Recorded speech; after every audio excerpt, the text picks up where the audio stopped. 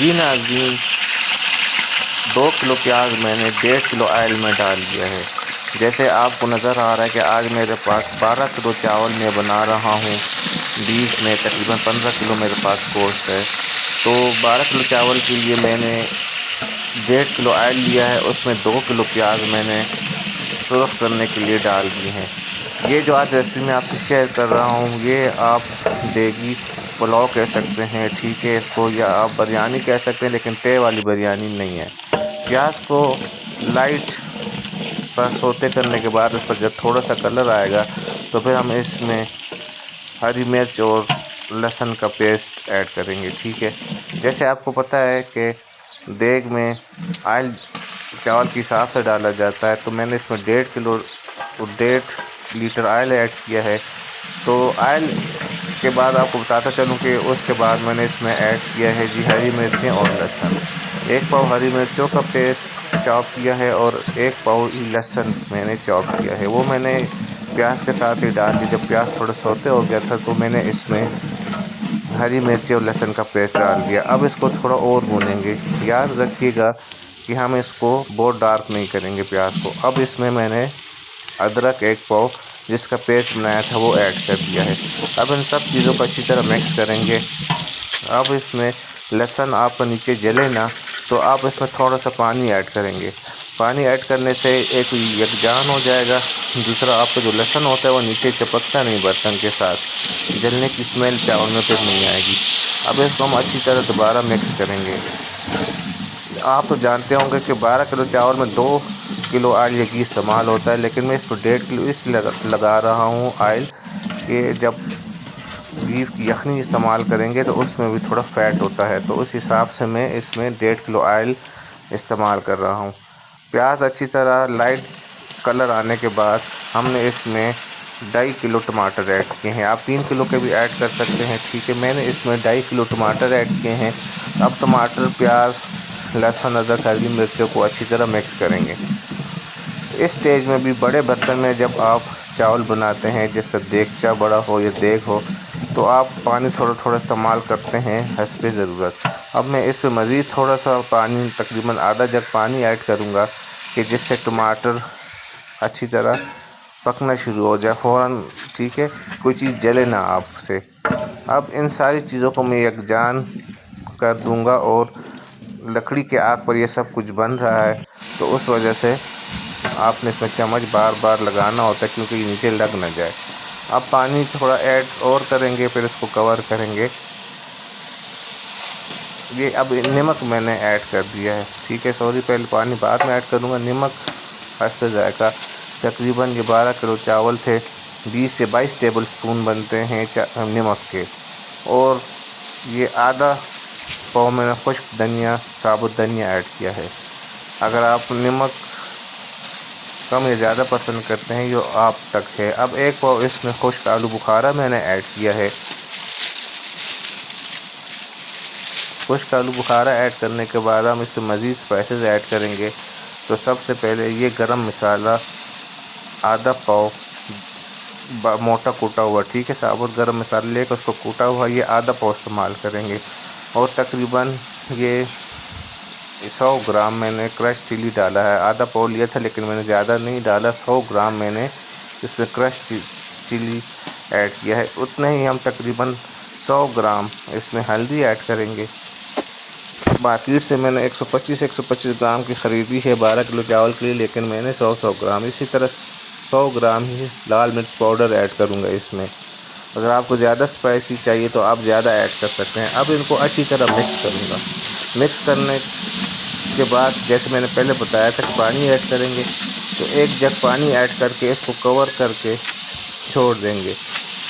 پانی ایڈ کرنے کا مقصد یہ ہے کہ یہ نیچے جلے نہ، مسالہ نیچے برتن کے ساتھ، آپ کے دیگ کے ساتھ چمڑ نہ جائے، اور اچھی طرح مکس اس کو آپ نے کرنا ہے۔ جو پانی آپ نے ایڈ کیا تھا اس میں سب چیزیں، پیاز، ٹماٹر کے ساتھ جو مسالے آپ نے ایڈ کیے تھے وہ کمبائن ہو جائیں گے۔ آپ اب اس کی اچھی طرح بنائی کریں گے۔ یہ دیکھیں اچھی طرح بنائی ہو چکی ہے اس کی۔ ہم اس کو مزید بھونیں گے۔ اب اس میں تھوڑا پانی اور ڈال دیں گے، شروع میں مسالہ نہ جلے تو ہم نے آدھا جگ ڈالا تھا، اب تقریباً 1 جگ پانی ہم نے اور ڈالا ہے کہ یہ چیزیں ساری پک جائیں، ٹھیک ہے، اس میں آپ کے چاول میں کچے مسالوں کا ٹیسٹ نہ آئے۔ اب ہم اس کو اچھی طرح پھر اونچا فلیم مطلب تیز آگ پر ہم اس کو اچھی طرح پکائیں گے۔ اس کو کور کر کے چھوڑ دیں گے تقریباً 2 سے 3 منٹ۔ 2 سے 3 منٹ میں یہ مزید پک جائے گا۔ اب دیکھیں 2 سے 3 منٹ کے بعد آپ دیکھیں ہماری چاول کے جو مسالہ بنا رہے ہیں، ٹھیک ہے، یہ بالکل ریڈی ہو چکا ہے اور مسالے نے آئل چھوڑ دیا ہے۔ یہ ساری چیزیں آپشنل ہوتی ہیں، صرف آپ کو اندازہ ہونا چاہیے کہ کتنی چیزیں ڈالنی چاہیے، اور اس بعد آپ کم یا زیادہ کر سکتے ہیں۔ یہ میرے پاس 15 سے 16 کلو بیف کا گوشت تھا جس کو میں نے اچھی طرح بوائل کر لیا ہے۔ اچھی طرح بوائل کرنے کا مطلب یہ ہے کہ 70 to 80% آپ نے پکانا ہے۔ زیادہ 100% بوائل کریں گے تو چاول میں جب پکے گا تو یہ بالکل میش ہو جائے گا۔ یہ 70 to 80% بوائل کیا ہوا گوشت ہے۔ 12 کلو چاول تھے، تقریباً 16 کلو میں نے گوشت لیا۔ یہ آپ تک ہے، آپ ایکول کوانٹٹی میں بھی لے سکتے ہیں، کم بھی زیادہ بھی۔ اب اس مسالے کے ساتھ اس گوشت کو ہم اچھی طرح بھونیں گے۔ جیسے آپ کو بتایا کہ 70 to 80% آپ نے گوشت کو پکانا ہے، ٹھیک ہے، زیادہ پکانا نہیں ورنہ یہ چاول کے اندر میش ہو جائے گا۔ اور بوٹی کا سائز آپ چھوٹا رکھیں، بڑا رکھیں، آپ اڈی بھی اس میں ایڈ کر سکتے ہیں۔ میں نے بیف کی اڈی کی یخنی نکال کے اڈی اس سے الگ کر دی، ٹھیک ہے، یہ صرف میٹ رہ گیا ہے۔ اب اس کو اتنا پکائیں گے کہ جو مسالے تھے یہ گوشت میں ایبزارب ہو جائیں، ٹھیک ہے۔ اگر آپ اس کو 2 سے 3 منٹ پکائیں گے تو سارے ایبزارب ہو جائیں گے اس میں اسپائسز۔ یہ آپ لیمن بھی استعمال کر سکتے ہیں۔ میں نے تقریباً جو چھوٹی بوتل سرکے کی ملتی ہے وہ آدھی بوتل میں نے اس میں سرکہ ایڈ کیا ہے۔ لوگ اچار بھی ایڈ کرتے ہیں، نیمبو بھی ایڈ کرتے ہیں۔ میں تو یہ گاؤں میں بنا رہا ہوں تو اویلیبلٹی زیادہ نہیں ہوتی لیمو کی، اچار کی مارکیٹ جانا پڑتا ہے، تو سرکہ اویلیبل تھا۔ میں نے اس میں آدھا چھوٹی بوتل جو 250 ml کی ہوتی ہے وہ سرکہ ایڈ کیا۔ اس کو اچھی طرح مکس کریں گے۔ آپ اس میں 1 پاؤ اچار بھی ایڈ کر سکتے ہیں، آدھا پاؤ نیمبو کاٹ کے ایڈ کر سکتے ہیں، یہ آپ تک ہے۔ اب اس کو اچھی طرح ہم مکس کریں گے۔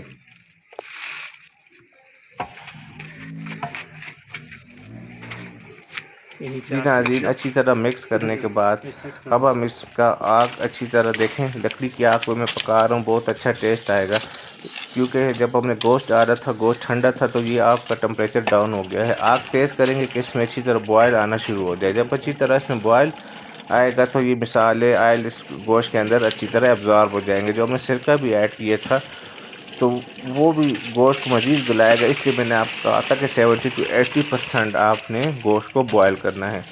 یخنی میں نے چھان لی، اڈیا میں نے گوشت الگ کر کے یخنی میں نے چھان لیے۔ 12 کلو چاول تھے، اس کے حساب سے میں اس میں 17 سے 18 کلو یخنی ایڈ کروں گا۔ گھر میں جو بناتے ہیں آپ جتنا چاول ہوتا ہے اسے دگنا پانی ایڈ کر دیتے ہیں، لیکن نہیں، بڑے برتن میں، دیگچے میں، دیگ میں آپ نے پانی 3 حصے ڈالنا ہوتا ہے، پورا ڈبل نہیں کرنا ہوتا، ٹھیک ہے۔ اگر آپ کے پاس 10 کلو چاول ہے تو آپ 20 کلو پانی کی جگہ 15 کلو پانی ایڈ کریں گے۔ پانی ویڈیو زیادہ بڑی نہ ہو تو میں نے اس میں 17 لیٹر پانی ایڈ کر دیا، یخنی ایڈ کر دی۔ اگر آپ پر یخنی کم ہے تو پانی اس میں مزید ڈال کے ایکول کر دیں۔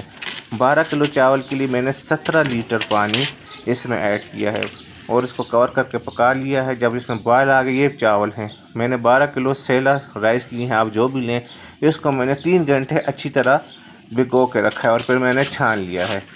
چاول جب بھی سیلا بنائے کم سے کم 2 گھنٹے آپ اس کو بھگوئیں۔ تو یہ 17 لیٹر یا 17 کلو پانی میں 12 کلو چاول میں نے ایڈ کیے ہیں۔ یاد رکھیے گا بڑے برتن میں پانی بہت زیادہ استعمال نہیں ہوتا، یہ چاول تک بھی ڈپینڈ کرتا ہے، اور آپ نے اگر ایکول چاول کے حساب سے اگر ڈبل کوانٹٹی میں آپ نے پانی ایڈ کر دیا تو آپ کا چاول بالکل حلوہ بن جائے گا۔ چاول ایڈ کرنے کے بعد اب اس کو آرام سے ہم مکس کریں گے کہ گوشت اچھی طرح اس میں ایکولی ڈسٹریبیوٹ ہو جائے اور گوشت زیادہ ٹوٹے بھی نہ، ٹھیک ہے۔ یہ دیکھیں، اس کو ہم اچھی طرح مکس کر دیں گے۔ مکس کرنے کے بعد سیم وہی پروسیجر کہ اس کو کور کریں گے اور اس کے نیچے آگ کو تیز کریں گے کہ یہ اچھی طرح اس میں ابال آ جائیں۔ یہ دیکھیں ناظرین، اچھی طرح ابال آ چکا ہے اور پانی اس کا ایبزارب ہونا شروع کر دیا ہے۔ چاول نے پانی ابزارب کرنا شروع کر دیا. یہ دیکھیں چاول کتنا کھلا کھلا بننا سٹارٹ ہو گیا ہے. اور آپ نے سیم وہی پروسیجر جس طرح چھوٹے چاول چھوٹے برتن میں کچن میں آپ پھر اس کو 80% پانی خشک ہو پھر آپ اس کو اسٹیم دم پہ چھوڑتے ہیں. تو اسی طرح سیم اسی طرح کرنا ہے. بس آپ کو ایک آئیڈیا دینا تھا کہ کس طرح آپ نے مسالے ڈالنے کے سٹیپ بائی سٹیپ کس طرح آپ نے بڑے برتن میں چاول بنانے ہیں. یہ 12 کلو چاول تھے، 16 کلو گوشت تھا. یہ دیکھیں 10 سے 15 منٹ ہوں گے ہائی فلیم پر. اس کا 70 to 80% پانی خشک ہو گیا ہے. اب وہ سٹیج آ گیا ہے کہ ہم اس کی آگ کو کم کریں گے اور اس کو دم پہ چھوڑیں گے. بڑے برتن میں ذرا جب چاول بنتے ہیں دم تھوڑا زیادہ دیر کے لیے دیا جاتا ہے، اور میں اس کو 2 سٹیپ میں دم دوں گا. پہلے سٹیپ میں تو اس کو میں 15 سے 20 منٹ دم دوں گا کہ پانی بالکل 90% یا 100% بھی پانی اس کا ڈرائی ہو جائے. پھر اس کے بعد اس میں فوڈ کلر ایڈ کر کے اس کو دوبارہ دم دوں گا. ٹھیک ہے، تو یہ ایک چیز نوٹ کریں کہ میں اس میں 2 سٹیپ میں دم دوں گا. اب آپ نے کور کرنے کے بعد دیکھیں آگ کم کریں گے ہم اس کے نیچے، کیونکہ اگر یہ آگ تیز ہوئی کوئلے آپ پر لکڑی کی آگ اگر تیز ہوئی نیچے تو یہ چاول جلنا شروع ہو جائیں گے اور پانی جلدی خشک ہو جائے گا اور چاول آپ کھلیں گے نہیں. آگ کم کرنے کے بعد دیکھیں 20 منٹ دم دینے کے بعد میں نے اس کو کھول دیا ہے اور اس کو اب مکس نہیں کروں گا. اب میں فوڈ کلر اس میں ایڈ کر دوں گا. کسی بوتل میں آپ کو جتنا فوڈ کلر پسند ہے وہ پانی میں مکس کر کے کیپ میں ہولڈ کر کے آپ اچھی طرح اس پہ فوڈ کلر ڈال دیں. اگر آپ کو زیادہ پسند ہے زیادہ ڈال دیں، کم برتن سے یہ طریقہ اچھا ہوتا ہے بوتل میں ہولڈ کر کے کہ کلر ضائع بھی نہیں ہوتا، آپ کے ہاتھ بھی گندے نہیں ہوتے. اب میں اس کو دوبارہ کور کر لوں گا. شروع میں نے 20 منٹ دم دیا تھا. اب آگ کو مزید کم کر دیں گے کیونکہ ہمارا چاول تقریباً ریڈی ہے. صرف یہ فوڈ کلر ڈالا ہے وہ کلر اس میں ابزارب ہو جائے تو میں مزید 15 سے 20 منٹ بالکل جو کوئلے ہمارے ختم ہونے کے قریب ہے اس پر چھوڑوں گا. تقریباً 20 منٹ مزید دم دینے کے بعد یہ دیکھیں میں نے برتن کو کھول دیا ہے اور بہت ہی پیاری خوشبو آ رہی ہے. آپ اس کو بیف پلاؤ سمجھے، بیف دیگی پلاؤ، بیف بریانی، جو بھی آپ سمجھنا چاہتے ہیں کہ جس طرح یہ بنتا ہے جسٹ آپ کو آئیڈیا دینا تھا. یہ دیکھیں کتنا زبردست چاول کلا کلا، کوئی بھی چاول ایک دوسرے سے جڑا نہیں ہے. اور یہ دیکھیں گوشت بالکل ٹوٹا نہیں ہے، گوشت بالکل ثابت ہے. تو امید ہے آج آپ کو یہ 12 کلو چاول کی ریسپی پسند آئی ہوگی. اللہ حافظ.